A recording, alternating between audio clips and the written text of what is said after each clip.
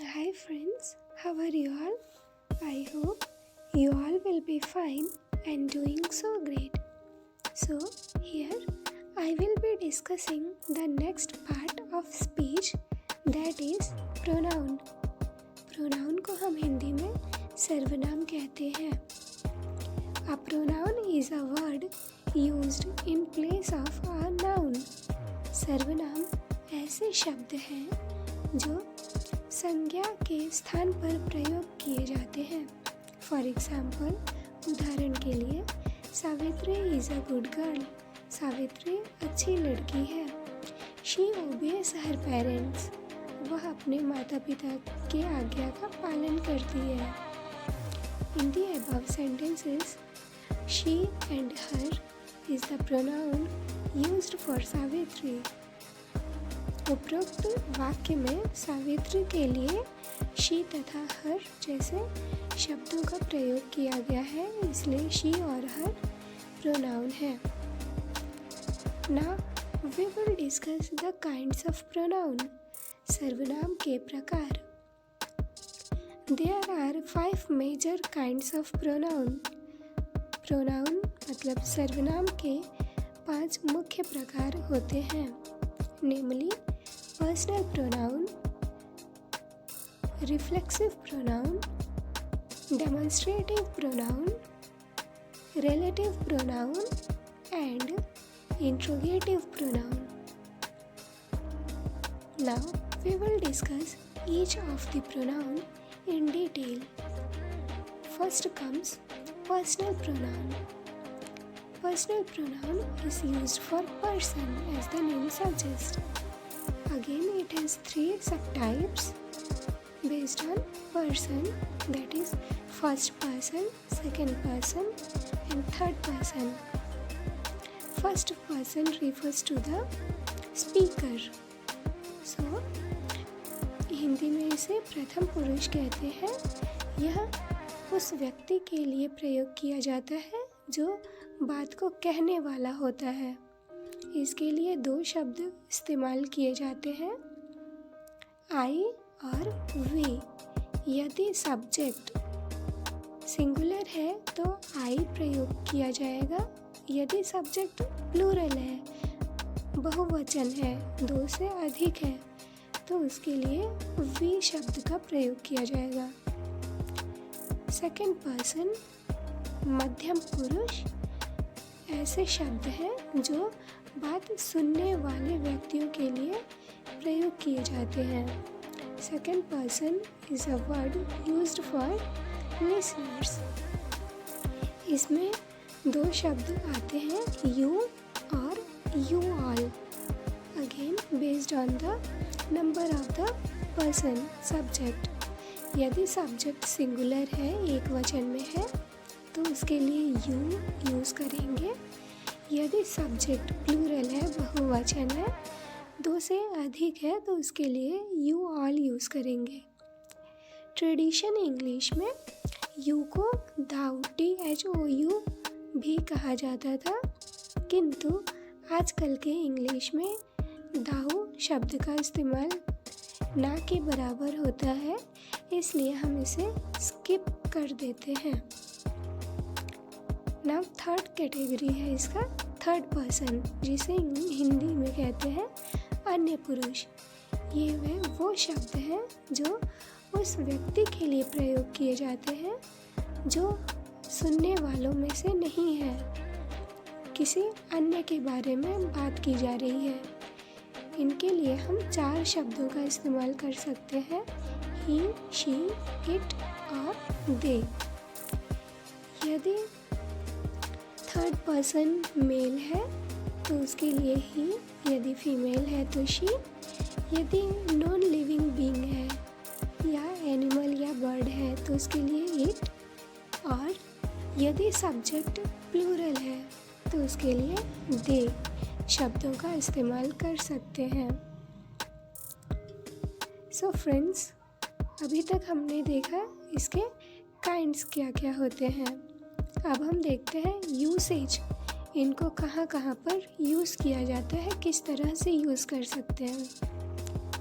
So first usage is as a subject के रूप में। जब हम ये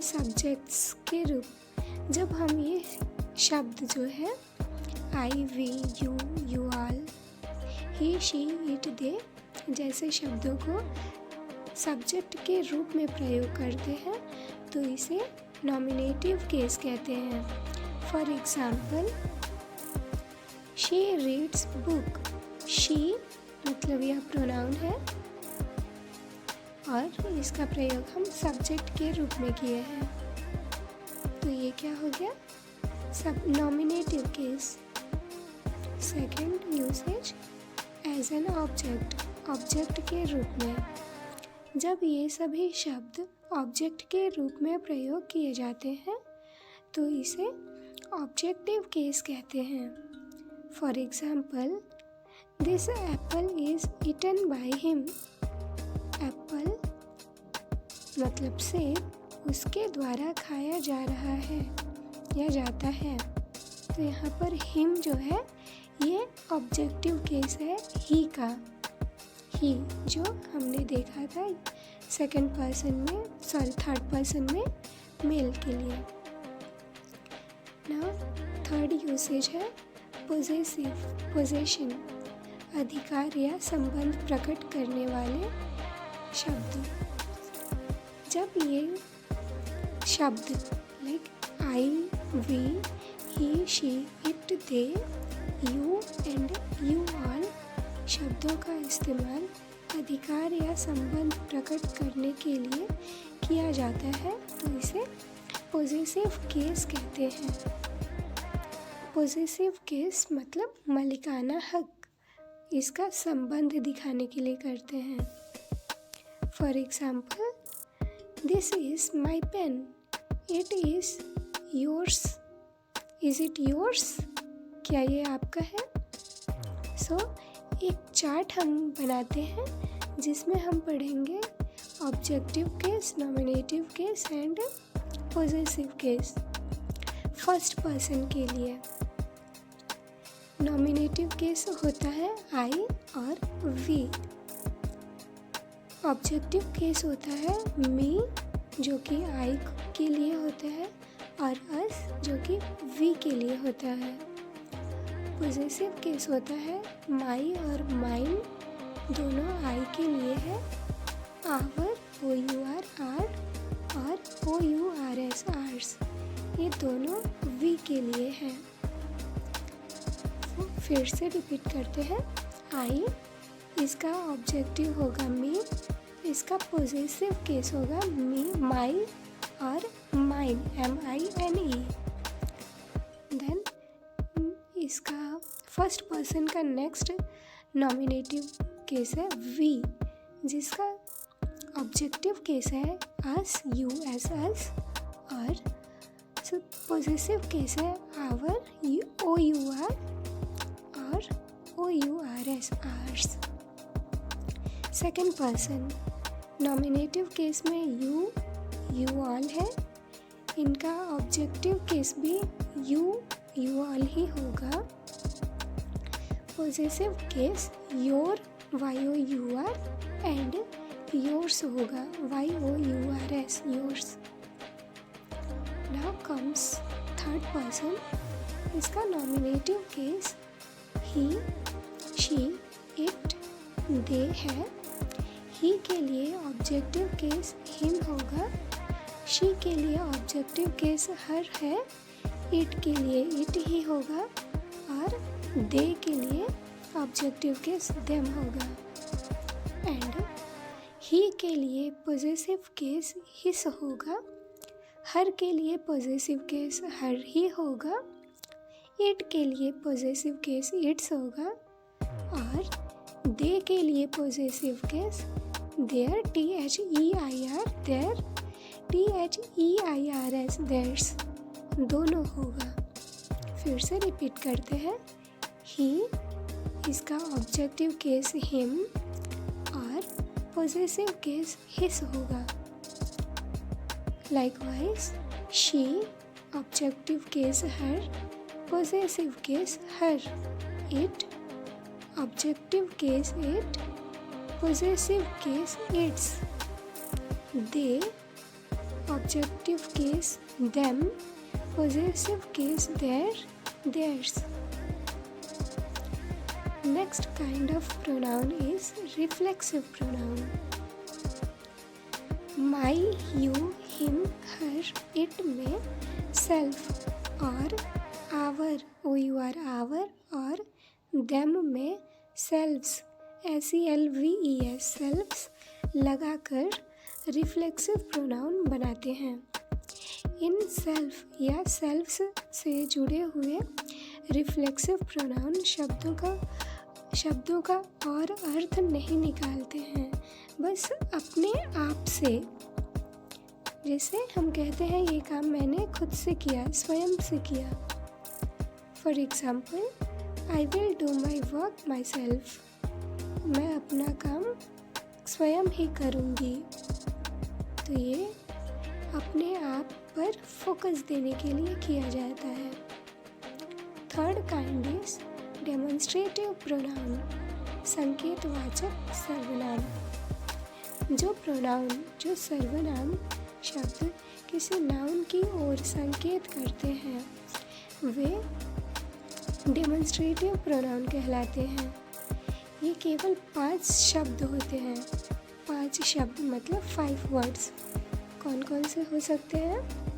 यदि सब्जेक्ट सिंगुलर में है तो it, IT it, this THIS this और THAT दैट होगा।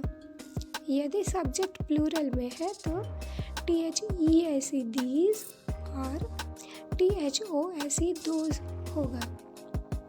इट, दिस, दीज निकट के सामान को दर्शाता है या निकटता को दर्शाता है और दैट और दोज दूर के नाउन्स की ओर संकेत करता है, दूर के चीज़ों को बताता है, right. For example, this is my book, these are his shoes, those were their friends, it was a golden bowl. Next kind of pronoun is relative pronoun, संबंधवाचक सर्वनाम। किसी पहले आए हुए नाउन के लिए जो प्रोनाउन प्रयोग किए जाते हैं वे रिलेटिव प्रोनाउन कहलाते हैं। जैसे who, what, which, whom, whose, how, why, etc. WH family के शब्द रिलेटिव प्रोनाउन कहलाते हैं। For example, this is the way how I did my work, ये वही तरीका है जिससे मैं अपना काम कर पाई। दिस इज़ द वे, ये वे पे फोकस करने के लिए हाउ बोल रहा है। वैसे तो WH का इस्तेमाल हम क्वेश्चन पूछने के लिए करते हैं, बट ये क्वेश्चन नहीं पूछ रहा, ये चीज़ों को एम्फेसाइज करने के लिए हाउ शब्द का इस्तेमाल किया गया है, इसलिए ये रिलेटिव प्रोनाउन है, right. That was the book which belonged to me, that was the book, ये वही किताब था जो मुझसे संबंधित है, राइट। ये 2 सेंटेंसेस को कनेक्ट कर रहा है। आई होप सो आप मोर एग्जाम्पल्स पढ़ेंगे तो आपको ज़्यादा क्लियर होगा। अब हम 5th काइंड पे बढ़ते हैं प्रोनाउन के, जो कि है इंट्रोगेटिव प्रोनाउन, जिसे हम प्रश्नवाचक सर्वनाम भी कहते हैं। ये WH फैमिली के जो शब्द होते हैं जो जिनसे हम सवाल पूछते हैं, सवाल पूछने का काम करते हैं, ये इंट्रोगेटिव प्रोनाउन कहलाते हैं। For example, who are you, which is his house, what is the time now. ये इंट्रोगेटिव सेंटेंसेस हैं, लेकिन इन सेंटेंस में कोई ऑब्जेक्ट नहीं है ना, लाइक कोई सब्जेक्ट है नहीं, तो इसे हम इंट्रोगेटिव प्रोनाउन कहे हैं। और इंट्रोगेटिव प्रोनाउन के तुरंत बाद वर्ब लगता ही है और लास्ट में क्वेश्चन मार्क भी होता है। राइट, आई होप आप सभी को समझ आया होगा। कोई डाउट हो तो आप ज़रूर हमसे पूछ सकते हैं। Thank you so much. Recorded. Pause recording button.